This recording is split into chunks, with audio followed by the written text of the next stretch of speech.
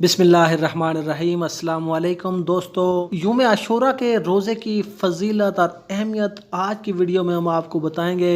हज़रत सैयदना अब्दुल्ला इब्न अब्बास रज़ी अल्लाह ताला अन्हु से रवायत है कि मैंने रमज़ानुल मुबारक के अलावा सवाए मुहर्रम के रोज़े और खुसूसन यूम आशूरा का रोज़ा यानी 10 मुहर्रम का रोज़े का जो एहतमाम रसूलुल्लाह सल्लल्लाहु अलैहि वसल्लम को करते देखा, किसी और रोज़े का इतना एहतमाम करते हुए न देखा। रसूलुल्लाह सल्लल्लाहु अलैहि वसल्लम 10 मुहर्रम का रोज़ा रखते थे।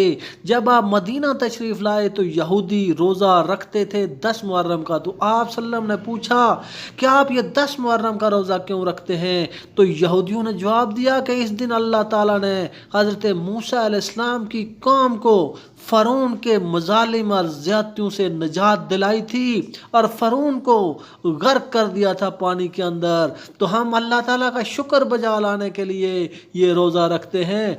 तो रसूलुल्लाह सल्लल्लाहु अलैहि वसल्लम ने फरमाया कि हम ज़्यादा हक रखते हैं क्योंकि मूसा कलीमुल्लाह अल्लाह ताला के प्यारे पैगंबर हैं और तमाम अंबिया भाई हैं, तो हमें भी ये रोज़ा रखना चाहिए। तो रसूलुल्लाह सल्लल्लाहु अलैहि वसल्लम ने ये रोज़ा रखा और लोगों को रोज़ा रखने का हुक्म दिया।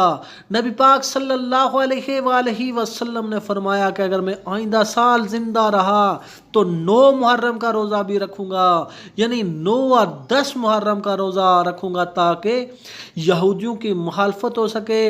यानी यहूदी चूँकि एक रोज़ा रखते हैं 10 मुहर्रम का, तो चूँकि यहूदियों की मुखालफत यही है कि उनके मुखालफ किया जाए, यानी 2 रोज़े रखे जाएँ, 9 मुहर्रम का और 10 मुहर्रम का रोज़ा रखा जाए।